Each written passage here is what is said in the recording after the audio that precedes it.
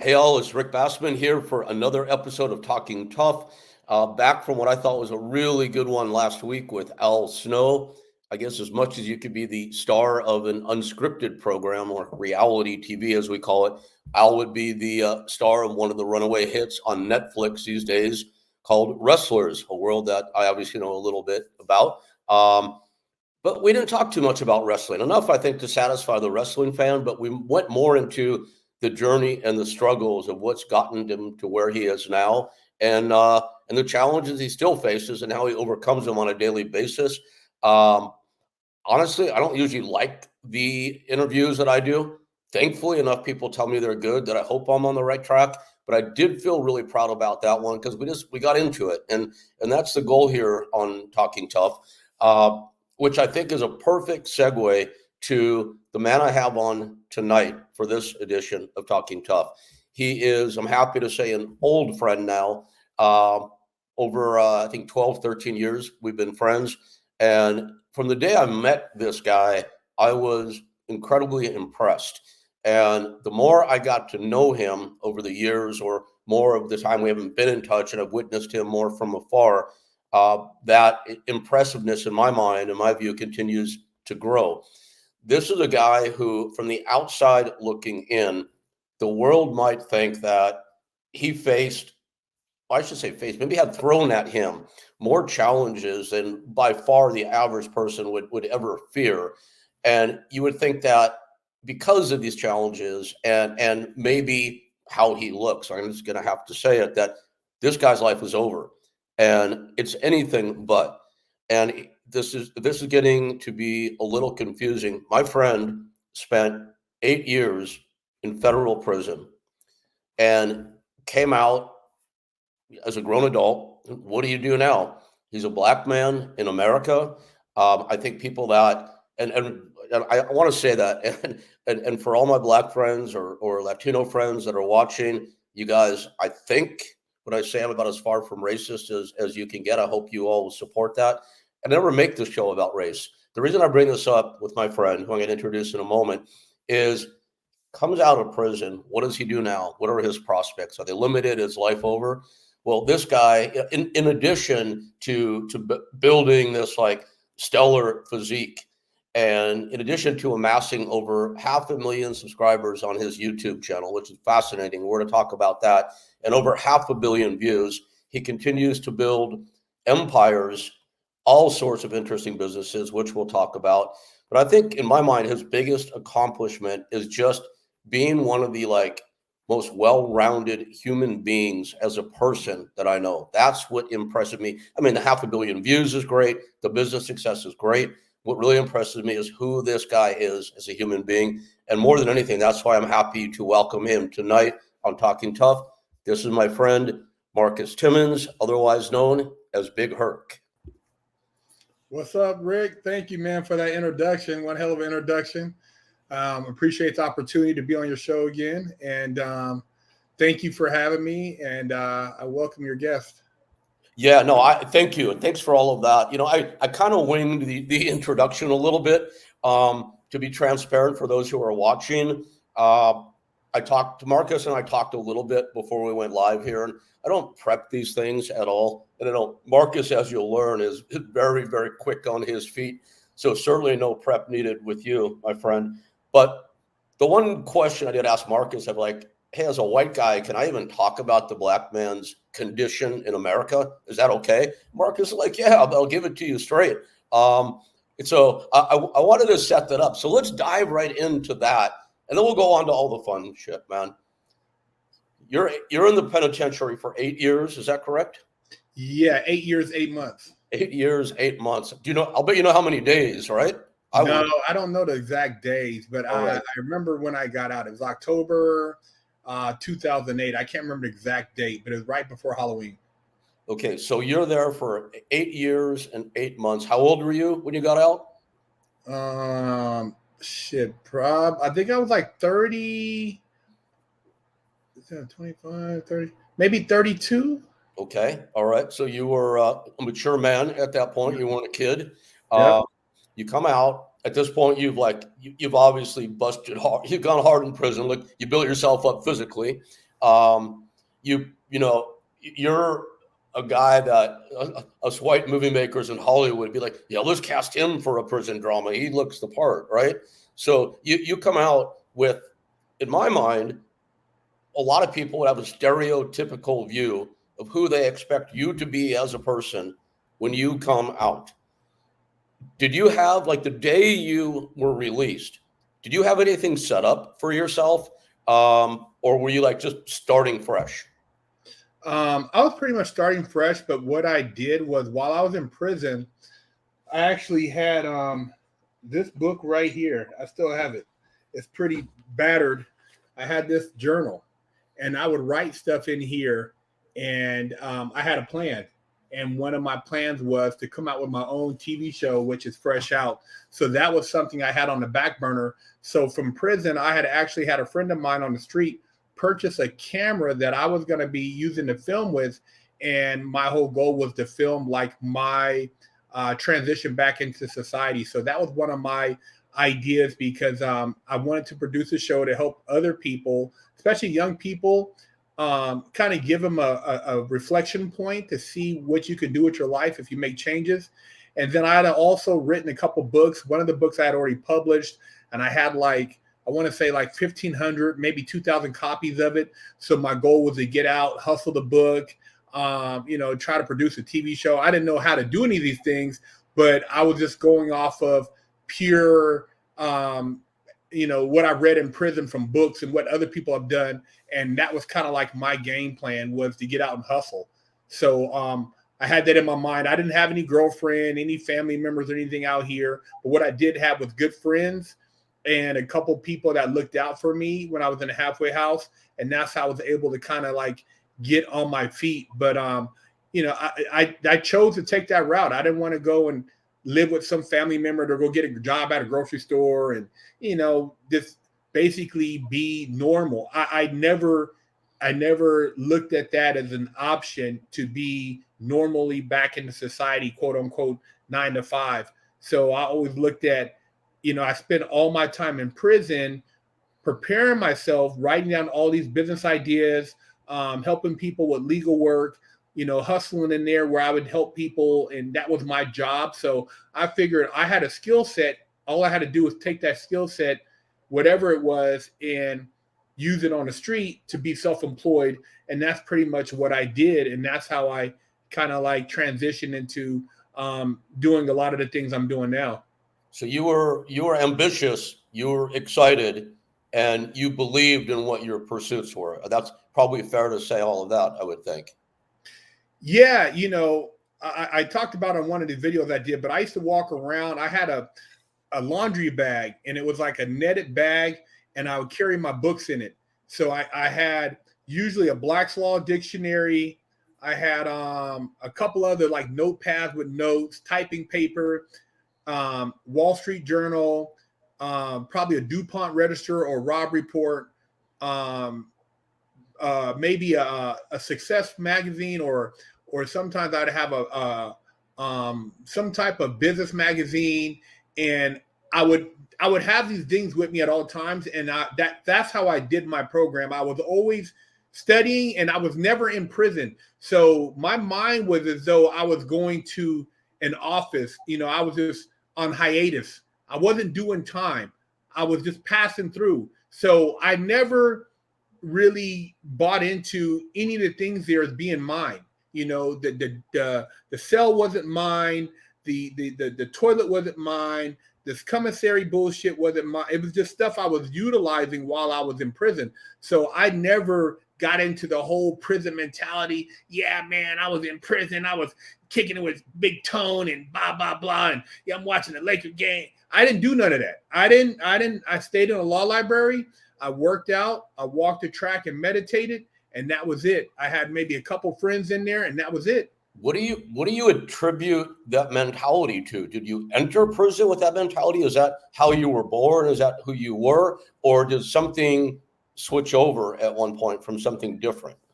The day I got arrested and they put the handcuffs on me, I knew that that was the end of the game.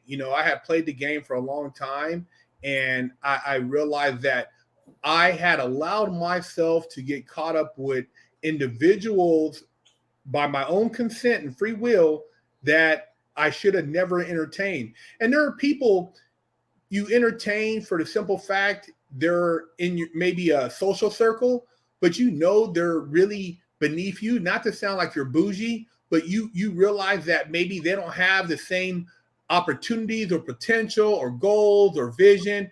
So when you get involved with some of these people in different things, it doesn't play out right because they're not on the same wavelength. And I realized that, but I realized it after the fact, after I robbed the bank, but I started really just paying attention. So I looked at the people around me.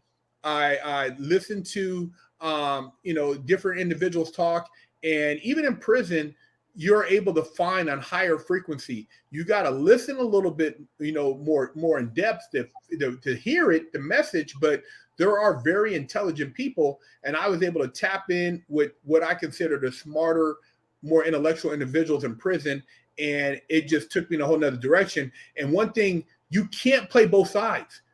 You can't go over here and play in this sandbox and come over here and play. You got to make a choice, because what you put over here, it's like mixing ingredients. It's going to get in this little mixture over here. So now you don't have a pure sourdough bread. Now you got some cinnamon in here. You got some pumpkin spice because you've been mixing the pie with the sourdough, and so you can't use the same spoon. So it's either a clean break or no break. And so I prefer to just kind of keep it clean, but keep it copacetic. And that's a fine line, because a lot of people, when they feel that you think you're better than them, they feel some kind of way and they want to do something to you. So I had to make sure I straddled that line so that these guys didn't consider me to be an enemy. But at the same time, I didn't want to get pulled into conversations or energy that got me in prison. You got to, I've already seen it. So, when you start talking and hanging out with certain people, when you communicate, communication is a very powerful thing. It's energy. And as you communicate, and if you're talking all the time, oh man, remember that time we did this and did that, pretty soon you're feeding that energy into a reality, and then that reality becomes a part of your conscious. And so now that is in your subconscious, and you might entertain things relating to that subconscious thought. So if that's what got you in trouble, you can't do the same thing. So you got to totally change your mind frame. So I literally in prison did a full evaluation of who I was, and I took my subconscious and stripped it down to the bare bones, to the chassis, and nut and bolt restoration. I did a nut and bolt restoration of who I am as a person. Wow. Okay. So you're very disciplined. That comes across immediately. And you brought that discipline in, or really started a whole different type the day you got there, right when the cuffs went on, as you said. One thing that's really stood out, and you said it a few minutes ago, is, well, you mentioned the word hustle a few times. And, a lot of people have a connotation of hustle being something that's like a little nefarious. And I just wanted to clear up. I know with you, hustle means you're disciplined. You're goal directed. So I wanted to say that before I went into the next. You said when you had an idea to make a show, TV show, right away someone's going to think, well, maybe it's like to come out and show what it's like to be a baller or something like that. But what you said was you wanted to make a show to help people, to show them how you can better yourself. Now that's a whole different type of mentality. Why do you think that was your motivation, as opposed to coming out and like making a show about being like a tough guy or something like that? Well, going back to, like you said, did a lot of the start of my childhood, the cuff transformation was part of me acknowledging that I had to make a shift in my paradigm. But before that, as a kid, I was very studious. I was a straight A student, man. I school was it wasn't hard for me, but I was the type of kid, like when I studied, if I did something and I knew it wasn't perfect, and somebody like my mom would tell me, I would get mad at myself for not catching the mistakes that she saw in my in my essay or my book report or in my math equation. So I was very almost obsessive when it came to good grades and perfection in my schoolwork. I didn't want any red marks on my paper. I prided myself on showing up to school on time, being on a honor roll. 4.0. I got 4.0 all the way up until probably ninth grade. Maybe I got between all the way up until ninth grade. Maybe I got 2 B's in my whole life, maybe 3 tops, but probably 2 B's. I would get straight A's. So I was overly obsessive when it came to education and school and reading. And I hated to be considered like not smart enough. So I always pushed myself.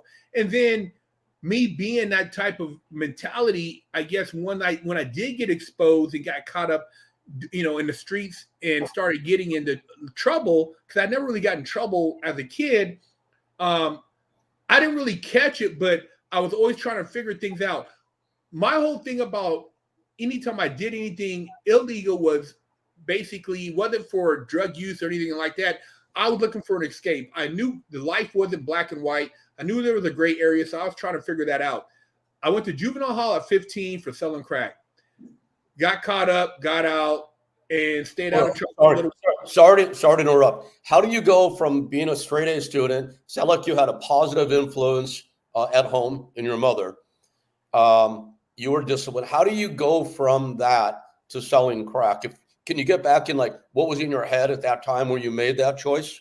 To be honest, bro, if I would have never left the military base, my mom got a divorce when I was 13 or 12, right? 12, I think 12 or 13, roughly, maybe 13. I was skateboarding and BMXing before they had X Games. I was into Trans World, Thrasher Magazine. I knew all about Mark Gonzalez, Mark Guerrero, Rob Roscoff. I was a hardcore skater, hardcore BMXer, Mike Dominguez. I had, both bikes and skateboard, and I'd go back and forth between which profession I wanted to do, even though there was no money back then. I looked up to Steve Caballero, looked up to Tony Hawk, Natus Coppas. I was really into that scene. And on the military base where I lived at, and the skateboarding in San Francisco, that was kind of like the culture.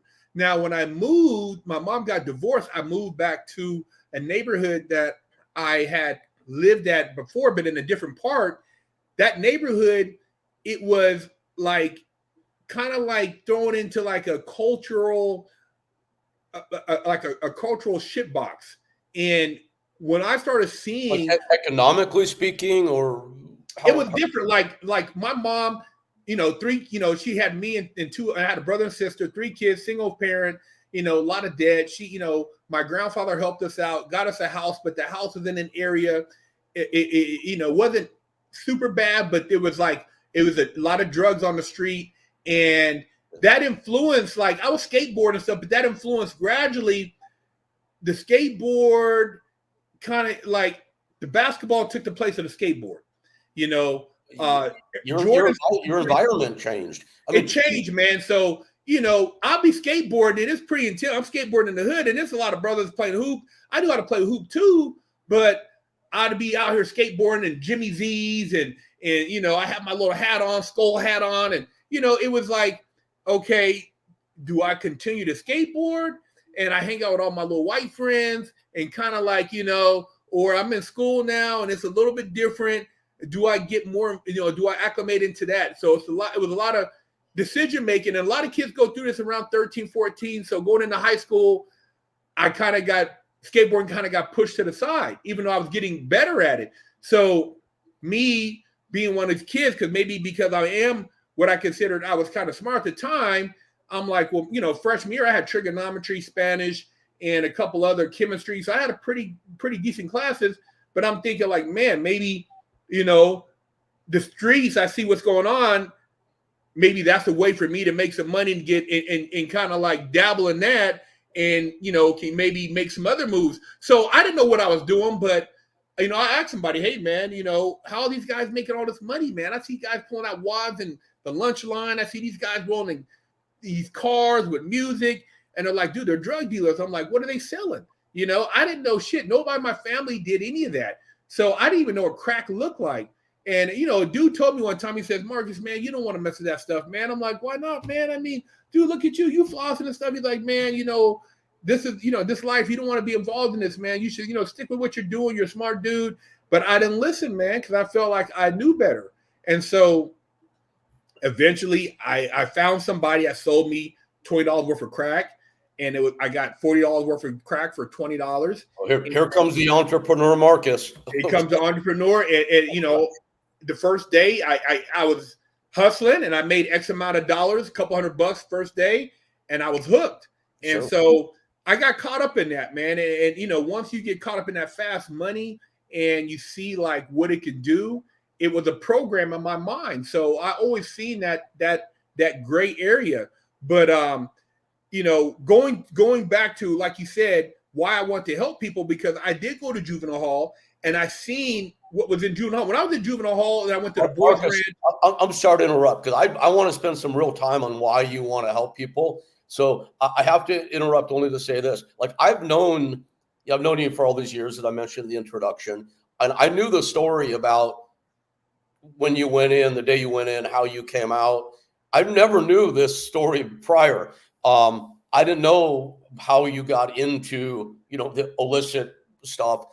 And the way you explained it at first, I couldn't imagine that you went from like straight A student one day, let's sell crack the next. And that is like such a perfect explanation. And it just makes a ton of sense. It's a comment. There's not a question in that. And I just wanted to say, I mean, we all of us are largely products of our environment. So you found yourself in a new environment, and you kind of, like, you always run your own show, and I know that. But at a certain point in life, we all go along with the program a little bit. And obviously you did. And that's, I think, the thing I've always found so fascinating about you is you did extremely the opposite coming out. You like invented a whole new program. You hardly acquiesced to your environment. So I just wanted to kind of make that as a point to segue into the guy that years later at 32 is helping people. So please pick back up from when I jumped in and interrupted you. Well, you made a great point there that I totally went against everything in prison, which I did the total opposite with the program, but it took a stronger,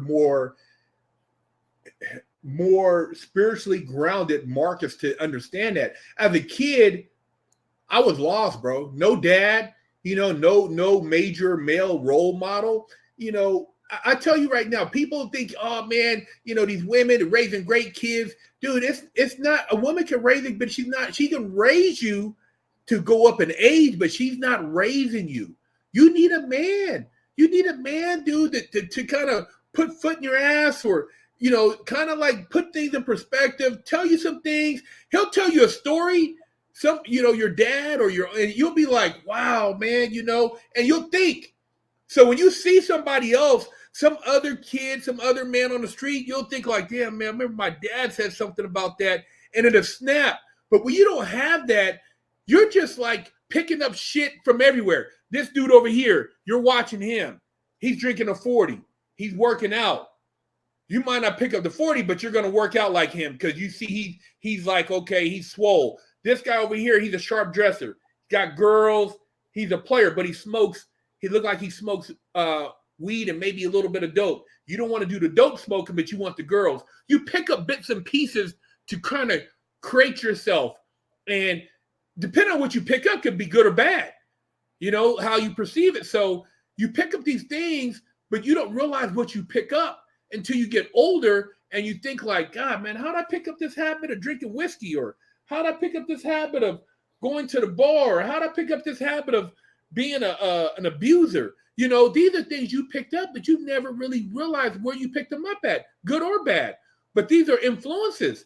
And there comes a time where you can actually reflect and acknowledge these influences. But when I'm going through juvenile hall, my mom is young. I'm young, man. I don't know. I'm 14, 15 up in there. Everybody's gang banged out. Everybody's on super swole. Most of these guys are professional drug dealers. I'm in there because I got caught slipping. And, when you're trying to be sneaky, you're going to get caught. You're running around selling dope behind my mom's back. You're going to get caught. But I'm in there and I'm seeing this. And I'm like, wow, this is what the other side goes through, and this is the system.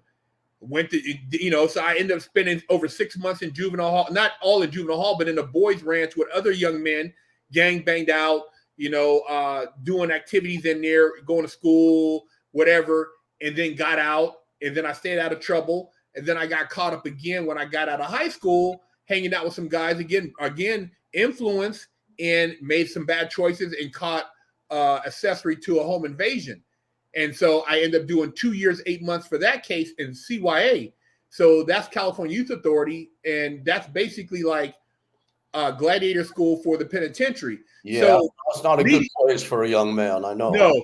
So, the influences weren't the best, but I still found some positive in those influences. But it wasn't until I got older and I could see like, well, damn, how could I have helped a younger Marcus at 13, that skateboarder, that kid before he started selling dope, that kid before he wanted to go get a pistol, that kid before he wanted to claim some neighborhood that didn't give a damn about him. How could I reach that kid and maybe made a positive impact on his life? And that's what made me want to do the show, essentially, to go back and, be a kind of like an internet dad to some of these kids who don't have it.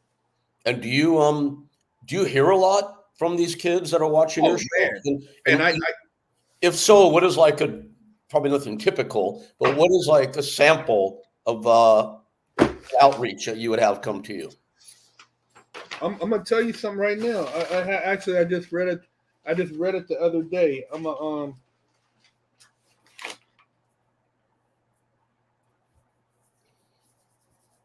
Oh, this is one right here. This guy sent this in not too long ago. He said, "Dear Mr. Herc, if that is the correct title, I just want to send you a message of appreciation. I myself am not in a direct risk of ending up in prison, but I really like your content. I respect the fact, along with your life story, you prove the capacity of human growth and wisdom. I try to imagine you as the gangster you described on the inside, and I can only imagine a wise man with a life experience only a few men have. You will never learn me how to behave in prison because I'm as square as mathematically possible, but I learned from you that a man can grow, learn, and wise up no matter the cards you get.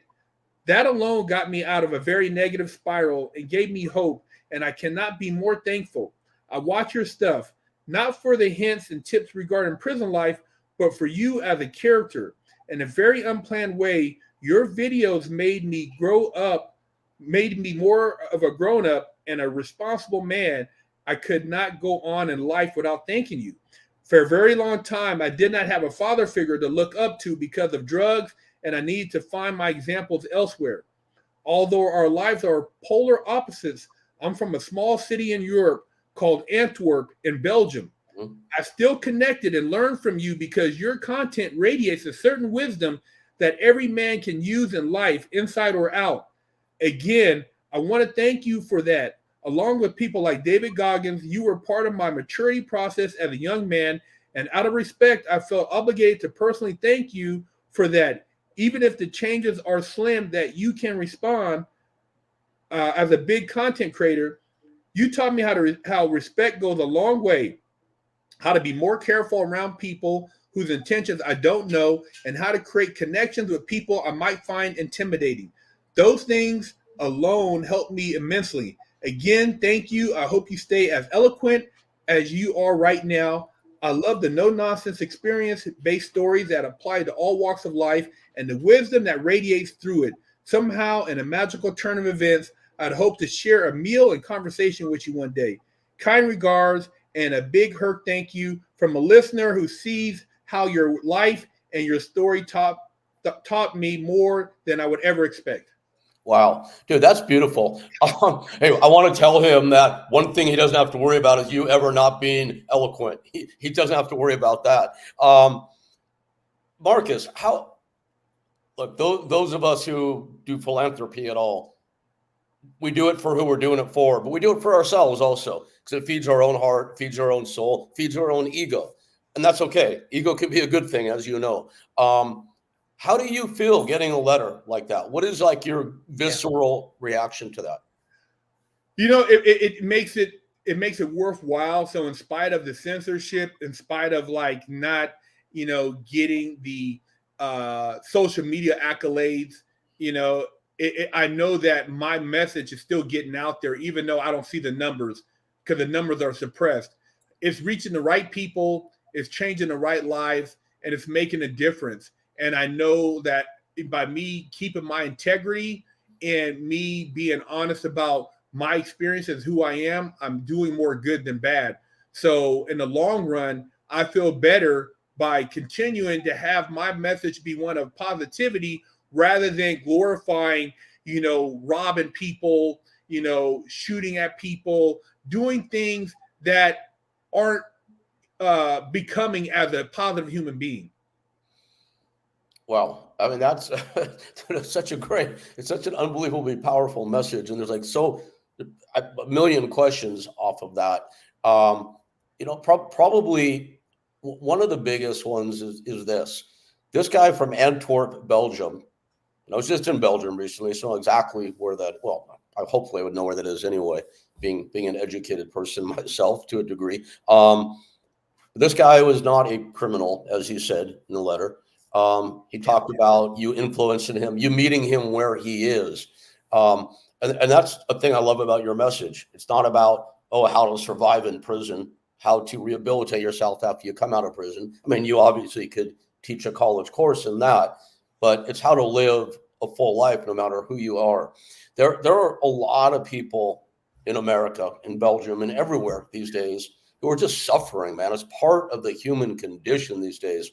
And I don't want to get into why, because then that bleeds into politics, and I don't like doing that shit, and I don't think you do either. I don't know. That's up to you. But you meet a kid like this in an elevator who is, sad, lonely, depressed. What the elevator's got 8 floors to climb. You got 60 seconds in there with this kid. You can sense what's going on with him. What can you tell somebody during that elevator ride, the elevator pitch, as we call it in Hollywood, that might get them thinking about managing their life in a different way? It's all about you have free will, your mind, even though you think that you don't. And I tell people sometimes just unplug from social media for a minute and think about that happy place. Think about, a place where if you could go there right now, or if you can have that ideal reality, what would that be? What does that look like? If you can't define that, then you're not going to be able to create anything that changed your current predicament. So for myself, I would always picture myself, even when I was in Lompoc USP and there was a dark rain cloud over the prison, because it always seemed like it was a dark cloud over the prison, and you could look at a distance and there'd be light. It's like the energy was just so dark and negative. And I would be walking the track with my friend, my mentor, and I'd be talking about like, yeah, man, if we were in LA, bro, they got that new Ferrari, or they got that old school. What would you pull up in? And we'd be talking, and so we would always be somewhere else. And I would try to create that visualization of what that would be. And later on, even when I went to another location, I had a vision board on my prison cell wall right by my bunk, and I would look at it at night. And I had like a picture of like different places I want to visit. I had a picture of money, nice cars, watches, houses, just different things. And I would always visualize, even though I didn't have, $1,000, $100, $200, I'd be like, one day I'm gonna be in Miami on a cigarette boat. One day I'm gonna be, and I would be doing these things, and literally, I was programming my subconscious for these things to be my norm. So whatever it is you want, you gotta deeply embed these codes so that you truly believe, because you've been taught to believe your current reality. That's why you're living it. Whatever it is, whether you're living in a shithole apartment in East LA, whether you're living in Beverly Hills, whether you're living on Skid Row, you've created that through programming. So you have to reprogram that. And as soon as you realize you can do that, and sometimes you might think it's corny, but Go get you, I don't know. I used to play scrapbook when I was a kid. You cut pictures out and create scenarios and create that whole visual and believe it. You got to believe. You can't just do something and believe it. And you also got to have an action. You can't just say, okay, I want to do something and not actually execute an action to trigger something that can make that happen. Perfect example is like, I didn't have shit when I got out. But when I first got a car through a friend of mine, I would drive all the way from the halfway house into or actually I was at that time I was renting a room. I would drive to Beverly Hills. I mean, not Beverly Hills, Malibu. And I would try to hang out where the rich people hung out. I didn't have no money to even buy. Maybe I could buy me a little pasta dish because it was cheap, $16, $18. But I would go in there. I had on clothes that I bought at Ross. I didn't have nothing super fancy because I couldn't afford it. But I would just hang out. I'm like, maybe I'll catch me a rich lady or maybe I'll meet somebody. But I was trying to be around money, even when I was dead broke. Marcus, when I was homeless, man, you remember my dog Ramon, of course? Yeah. When I was homeless, I used to take Ramon down to Malibu, and we would walk the beach on Malibu Colony and jog on the beach there. And guys, I had to throw that in there. Dude, I relate to what you're saying.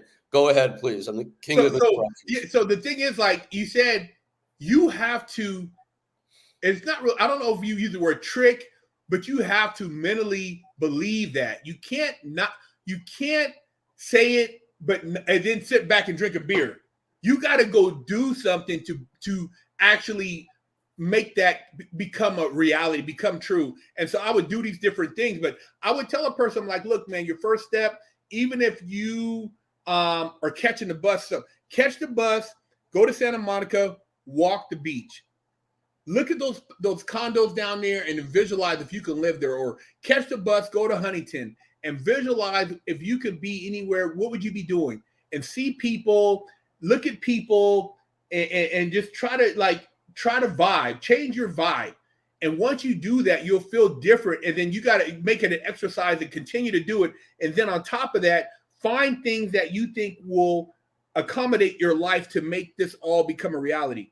It doesn't have to be a 9-to-5, but things that you want to do. Maybe you want to get into, buying and selling skateboard parts on eBay, or maybe painting houses or detailing cars. But you got to work towards something. And I would tell a person, man, whatever it is that you thought about doing that you puts a smile on your face, go do it. Quit what you're doing, whatever it is that's making you miserable. Go and find what makes you happy. And even if you don't make no money off it right away, because, it takes a while to really build that. When you start making money, you'll be so happy, man. You'll be doing what you want to do in life.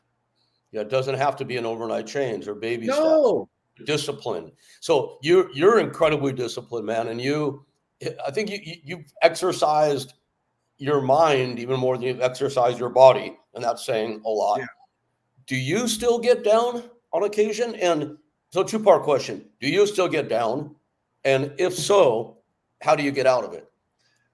Yeah, you know what I do, because I beat myself up, and sometimes I don't express enough gratitude. And when I look at my house, which I'm like, wow, I'm in this place right here, and I should be very grateful and give my blessings to the universe for what I have. And I get caught up maybe looking at what somebody else has or what somebody else has done, and think, man, if I don't have that, what does that mean? I should have, I should be at this level. But you know what? You can't compare what somebody else has, because you don't know what they're doing for real. You don't know what's behind closed doors. You're just looking at something, and that could be anything. So I pulled back from trying to compare myself to other people in a sense of where I'm at, and just being grateful for where I'm at and what I have.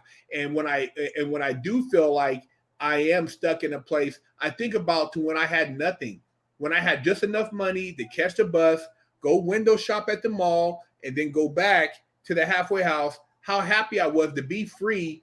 It was better than Christmas. It was better than anything I've ever felt in my life, being able to have my freedom, to be able to, go somewhere and not be, have a guard behind me. So I think about that, and I snap right out of it. I'm like, dude, look, here I am, I'm doing all these different things, and when I got this email, I was asking the universe, like, what is my calling, man? I mean, dude, I've been doing this show on YouTube. I help all these people, but then I look at the guys who talk about shooting people, gang stuff, and pushing this really low frequency shit.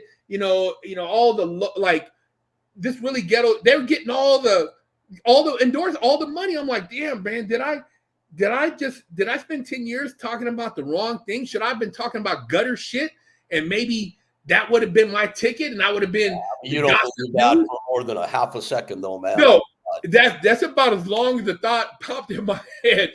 But then, like I said, I get an email like this, and I'm like, you know what? Those guys they'll never impact anybody like this. And what I know, I'm changing lives. These people are, Antwerp, man. I mean, dude, how far removed is this individual from my life? But he found something that he could relate to. So I stick with what I do, and I know it's going to pay off in the long run because I've kept my integrity. And I didn't do 8 years, 8 months in prison with no bullshit to get out here and sell out. I can't do it. So okay, good. Yeah, I was wondering. So you have your moments, obviously, because everybody does, of course. It's like sitting here now. I've got the really nice house in LA these days. I live in LA, but whatever. I have a nice house in LA, and you know the path I've taken as well. And I could be sitting in this beautiful house with my 4 beautiful dogs, on my beautiful furniture that I purchased last year when I moved in here. And I can find myself like sometimes spiraling into these dark places. And it's like, what I do now is if I eventually I'll catch myself. I don't think I'm as quick on my feet as you are. So I wanted to ask what tools you have and what you use. I have a word now. It's like my safe word. I say to myself, I go, stop. I recognize when the spiral is happening. I say, stop. And then I'll do something like this. It's like, give myself an exercise. We know that sitting here, you're right now, if I wasn't talking to you, if you weren't talking to me, we're sitting in the chair you're in, I'm sitting in the chair I'm in. We don't have any outside stimulus around us. We can test ourselves and go, I can make myself very sad right now, or very upset, or very depressed just by what I think. Nothing has to happen for that to happen. Or I can make myself positive, motivated, happy. To me, that tells me everything. You did that with the worst circumstances surrounding you. You did that in a hardcore penitentiary. I did that. I have a photo I should show it, send it to you sometime, where I'm in a forest in Northern California when I had 3 dogs, Ramon, Gogo, and Eos. And we're on a beautiful path. It was sunny. I had someone take a photo, and I've got my arms around my dogs, and we're all smiling. They have the pit bull smiles. I have my force smile. That was the day I went homeless. And I'm like, where am I going to go? What am I going to do? But I realized in that moment that I had a choice to decide which direction I wanted to go in with my thoughts, recognizing that you can build upon those thoughts to take the baby steps that you're talking about. And I think it's important for people out there that are watching you now and going, well, yeah, he was like that, but people that aren't getting the message, yeah, he was like that in prison, but now he's where he is now, and he's got 500 million views. He's probably making a lot of money, and I hope I'm not asking, but I think you're doing well, and I hope you're doing really well because you deserve it. And he's in this great position. So what does he have to worry about now? But I think it's really important that people understand that no matter who you are, where you are in life, that we're living life every single day, and that we can all run the risk of going to that dark place, just like Anthony Bourdain and Kate Spade did a couple of years, 2 days apart from one another. Famous people, rich, good looking, everything in the world. I can't imagine what was in their heads to take their own lives. So the whole point of this monologue or this diatribe is for people to recognize that you've come an incredibly long way, but you're still human, and that you face life every day, just like everybody else does. So you did answer the question, but I want to dig a little bit deeper. Do you what does a dark day or a dark moment look like for you now? Or do you really are you able to nip it right in the bud when it starts to come up? Well, you know what I've been doing? As a child, I used to draw and paint a lot. That was like my escape when I was a kid, and I used to be in my room as a kid, or just like, trying to create a fantasy, because I always had these fantasies I would create, like, and put myself in scenarios. And so I would draw and sketch and paint. So lately, the place I'm at now, I actually have been producing a lot of artwork, and I've tuned out of social media, man. Once you tune out, like before I got out of prison, I never watched the news. I never watched any sports. I didn't know. I couldn't tell you who won the Super Bowl, what song came out. I can't really tell you anything about entertainment or the news from 2000, outside of 9/11, up until 2008. There was a couple of shows here and there, but for the most part, all I did was study and read and write and work on myself and try to get out of prison early. And so when I got out, I didn't really know about, like, the housing crash. I knew a little bit about, like, you should have invested in gold and silver, but I wasn't caught up in social media. And what I realized, social media has become so toxic. It's become such a dark, the internet's the worst fucking thing that ever happened to this planet. Dude, it's worse than being an alcoholic. It's worse than smoking dope. If you look at all this stuff and you keep looking at your picture, you're looking at people not talking to you, you're looking at other people, you're looking at this, you're like, what is my life? What am I? And dude, that shit will destroy you. So I don't really look at, I only do stuff, Rick, to post. Like, I'll put it here and there on TikTok, but sometimes I paint, and dude, I'll paint for 6-7 hours. I'll listen to some old R&B, some old Led Zeppelin, some old Doobie Brothers, some Marvin Gaye. Dude, I'll paint a picture. I'll get down in my zone, like when I tune out. I don't want to hear about what's going on Fox, CNN, MSNBC. Who cares? I just tune out, do what I need to do, and then know that, I have my responsibilities, but I don't care, because all that stuff is just really, it weighs you down and you don't realize it. But imagine just somebody keeps stacking weights and you're holding like a plank on your head. And you're like, God damn, pretty soon your neck is hurting. And then once you take all that shit off, it's like you got rid of the burden. You feel like, wow, because you tuned out. That's the problem. These last couple of weeks, I've tuned out. I actually, like, probably a month. And dude, I felt so much better. Like, I don't listen. Like, when I do my drives, I drive from Arizona to LA. I listen to positive stuff. People who are really,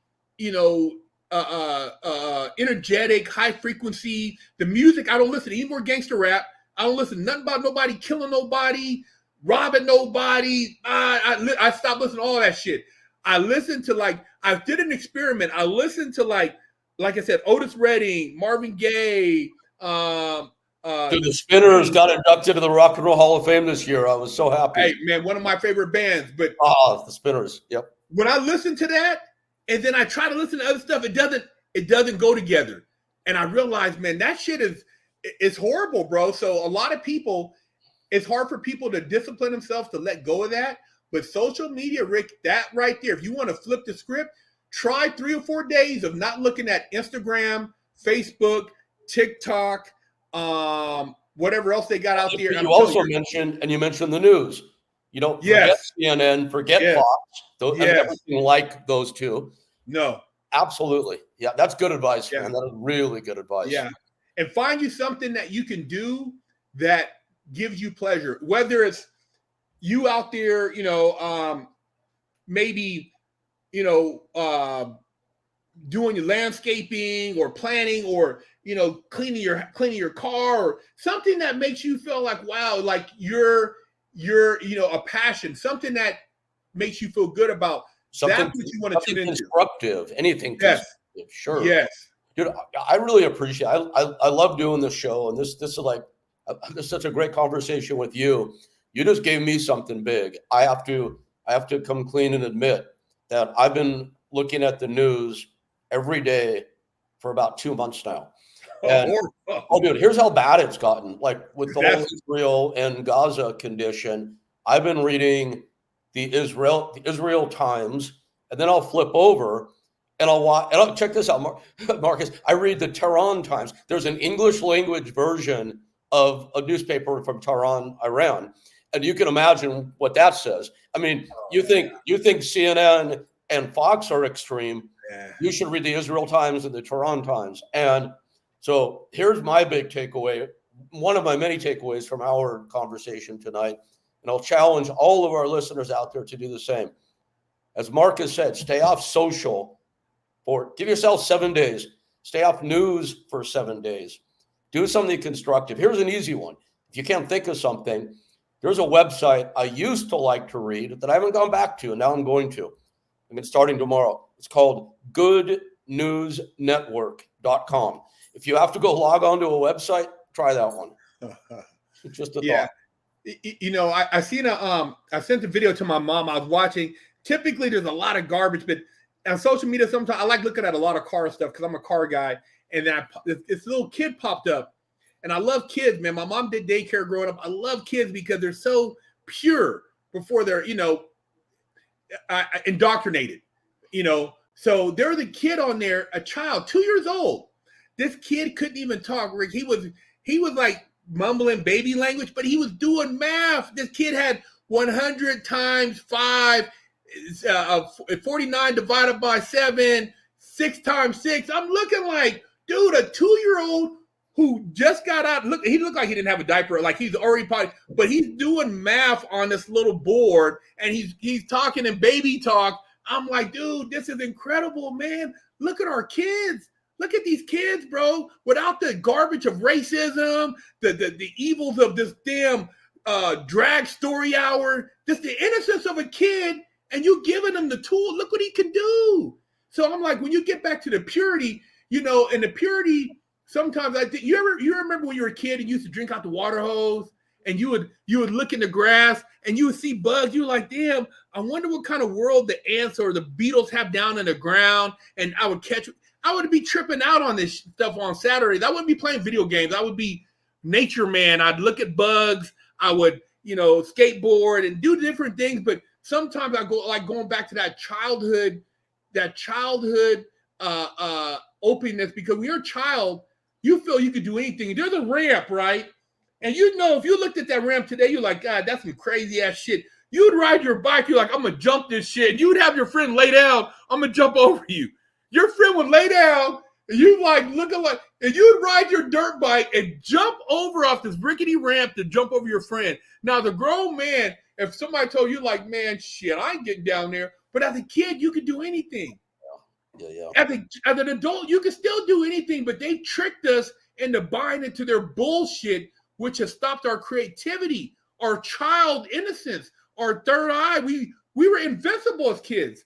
You would climb a tree, you look like, damn, how the hell did I get way up here? And then come all the way down the tree. You know what I mean? So I like to go back to that, and that's where I meditate sometimes, to go back to that and think about these childhood memories I had as a kid playing or hanging out with my grandpa, washing his cars with him, things like that, rather than, like you said, I stopped listening to all that shit, man. I'm like, dude, that shit, it's made for us to feel like we're powerless. I'm off of it starting right now. So thank you for that. So you're saying that even at this age, your age, my age, whose ever age, we can still create. We can go back and create our own world of wonder, no matter what's going on out there. We can't ignore. We can't ignore to a degree what's going on out there. We don't have to buy into it. But we can create our own world of wonder. Can we go back to that? Think about think about all the people, Rick, who have us listening to that. If nobody listened to that, they would be powerless. Commercials would have no value. Nobody would buy their shit. Nobody would go to the football game. They're powerless without us. We give them the power because we comment. They know, they look, they're like, our news ratings are down. Nobody's watching. What's going on? They need us. If we tune out and we go to being who we are and just doing what we need to do to keep a roof over our head and being successful and happy, dude, we can live autonomously. We don't even need those people. They need us. They need us to fuel their matrix. We don't need them. And that's the trick. Once we realize that, we have true freedom. That's when you can do whatever you want, man, because it doesn't matter what's going on. Dude, people think like, oh my God, this shit. shit goes on when they had the Revolutionary War, and those individuals who signed their name to rise up against the British aristocracy and decided to say, hey, we're going to challenge these people as farmers. It wasn't everybody. Most people kept doing what they were doing. Yep. It was a handful of dudes. Everybody thinks it's got to be a big dude. It was what? How many people signed the Declaration? Like 20 that signed their lives on the line, and they were sneaking around. Dude, it wasn't a bunch of people. A lot of people were telling on them. Hey, everybody else is still going to the football game, right? Yes, right. So it doesn't. We don't. You know what I mean? It's not like you need a bunch of people to make a revolutionary We can change. make our own choice, take our own power. Yeah. I look at that all the time when you start looking at history and defiance and independence and people who live happily. Look at some of the Amish. They live so, dude, they don't know what they don't care. They're happy doing their thing. People can say they're not happy, but you don't know. They're doing they don't care. They're doing their thing. Yep. Leave them alone. See what I'm saying? You can have your own paradise here. Your paradise is in here. It's whether or not you want to fertilize it, you want to nurture it, and you got to get back to that. And that's how I look at it. Like, man, I got to get back to nurturing that and then finding other people who feel the same way, who aren't caught up. Because I do tests now when I talk to people, and if our people are kind of caught up, I'm like, there's people, Rick, I like, seriously, I'm like, you know, they're like, hey man, you know, hit me up or let's go to lunch. I'm like, man, I'd rather go by myself. I don't want, you know, they're not bad people, but they're, dude, I'm at a point now where I just don't want to waste my time. My personal time is too important. I got it. So I think the moral to this story is you and I should gather up a few of our like-minded friends, go to some crazy deserted island and start our own Amish colony. Right, there you go. Man, it wouldn't be bad. It wouldn't be bad, man. What kind of art are you making? Oh man. This is a piece I just did recently that I'm working on getting to Kevin Hart. Oh wow, look at that. So it's like a pop art, kind of like I'm trying to figure out the angle. Pop art / portraits. So is that mainly what you're doing, our portraits? Yeah, I'm doing portraits. I do cartoon characters. I got a couple commissions. I just did one for Aaron Lewis, the lead singer for Stain. I did a couple of BB King for a guy. I got Eazy-E. I did. So I just, you know, I get up here and I zone out, and sometimes I stay up to like 1 a.m.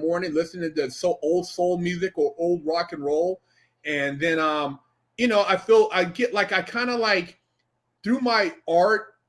Through painting, I channel out all that energy. It's almost like, you got a pressure cooker. You can work out, you can do things, but sometimes you have to have a conduit to transfer that energy into something else. And so that's my way of transferring energy and allow me to express my creativity and not have things bottled in. And I feel like I'm free when I'm doing that, listening to the music. I listened to last night, I listened to Santana for 2 hours, and I'm watching looking at some of the videos. I'm like, man, these people were living life, man, And so, like I said, I don't listen I stopped listening to all the, the political stuff and this crime, that. I mean, dude, I'm over it. I'm done. I don't want to hear it.